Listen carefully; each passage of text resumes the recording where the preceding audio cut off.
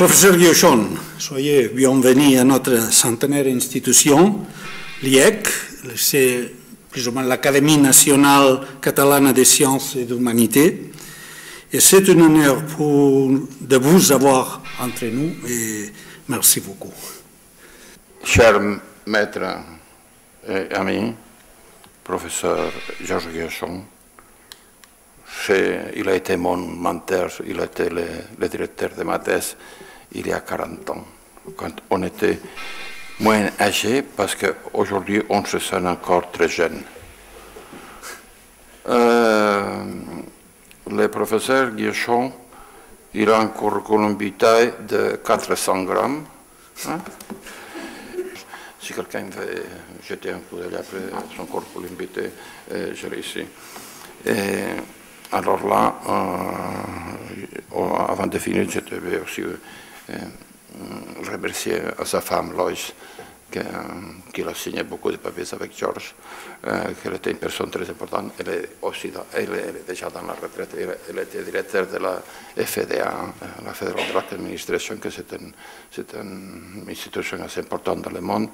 Alors je vous remercie beaucoup, Lois, d'être ici aujourd'hui avec nous. Et sans plus, je vais laisser la parole au professeur Georges Guiochon. Merci. J'ai travaillé sur la chromatographie préparative depuis 25 ans que je suis installé aux États-Unis. Et d'abord, je vais vous présenter rapidement les travaux que nous faisons. Qu'est-ce que la chromatographie? C'est une méthode de séparation qui est basée sur la percolation d'une colonne remplie d'un adsorbant par une solution liquide dans laquelle l'échantillon est injecté comme une bouffée. Et cette bouffée se propage le long de la colonne et les différents composés du mélange injecté interagissent différemment avec l'adsorbant. Donc leur transport est retardé et la bouffée initiale se transforme en une bouffée de chacun des produits qui, si la solution et l'adsorbant sont bien choisis, sont entièrement séparés à leur sortie de la colonne.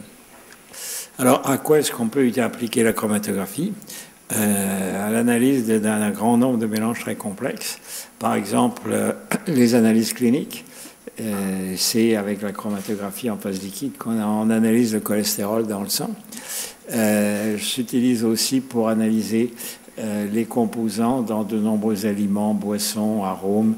Vous pouvez séparer les différents corps gras, vous pouvez séparer les sucres, vous pouvez séparer les acides aminés, les protéines, et vous pouvez séparer aussi les arômes des différents produits. Enfin, c'est aussi la base des contrôles de production dans l'industrie pétrolière, dans l'industrie chimique, dans l'industrie pharmaceutique.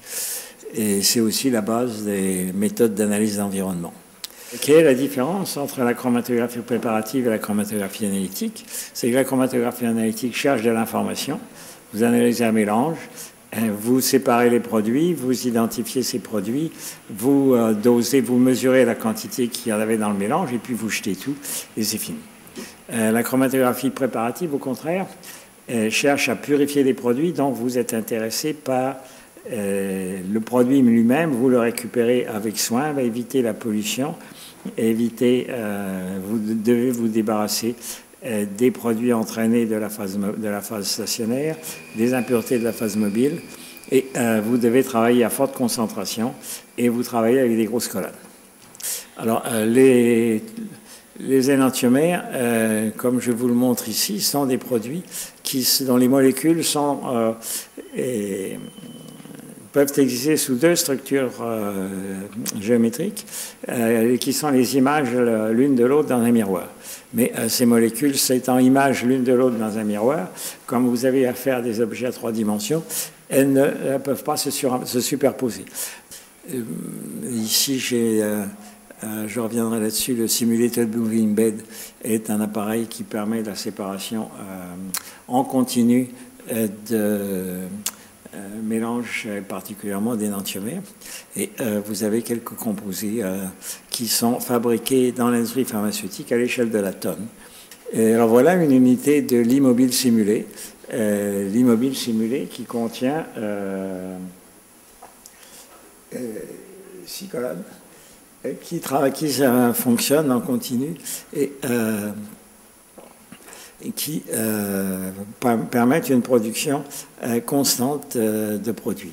De quoi dépendent ces profils d'édition?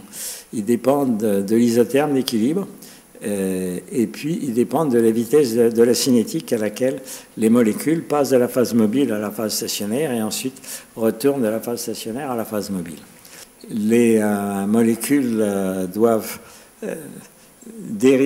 sont entraînées par la phase mobile, mais elles doivent pénétrer à l'intérieur des particules, passer le barrage entre la phase mobile qui percole à travers la colonne et la phase mobile stagnante à l'intérieur des particules.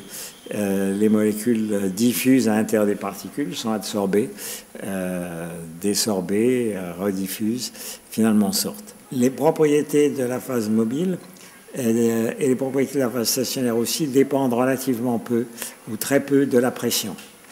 Donc la rétention est indépendante de la longueur de la colonne, de la pression d'entrée, de la vitesse de la phase mobile, qui bien sûr, si vous voulez l'accélérer, il faut augmenter la pression en tête. La viscosité de la phase mobile est indépendante de la pression, de même les coefficients de l'isotherme d'équilibre et même les coefficients de cinétique. Et donc, il est facile, avec un nombre relativement réduit de mesures, de prévoir exactement les profils d'élution, d'optimiser les colonnes. Et à ce moment-là, vous pouvez, suivant le problème de production, maximiser la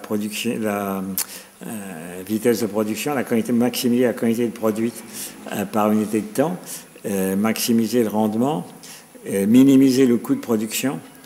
Et ça dépend. Si vous lancez un nouveau produit pharmaceutique qui rencontre du succès auprès des médecins, le début, vous avez à produire beaucoup pour alimenter la chaîne de distribution. Et puis ensuite, il faut que vous optimisiez le coût, minimiser le coût de façon à rendre la production économique. Et vous pouvez aussi optimiser en fonction de bien d'autres paramètres. Bon, bien voilà la situation de la chromatographie préparative dans l'industrie pharmaceutique. C'est une méthode qui est largement utilisée, qui rend des services économiques et permet de tenir des spécifications de pureté extrêmement serrées. Et malgré son coût, c'est une méthode extrêmement qui rencontre beaucoup de succès et avec des débouchés d'avenir encore très importants. Je vous remercie beaucoup pour votre attention. On se rend compte que dans l'industrie pharmaceutique, la vraie industrie pharmaceutique, maintenant ils utilisent cette machine ici dans notre pays, j'en connais seulement une. Alors je vous remercie beaucoup encore une fois pour cette exposition et je voudrais demander si quelqu'un de vous il a quelques questions à poser. Merci pour votre explication.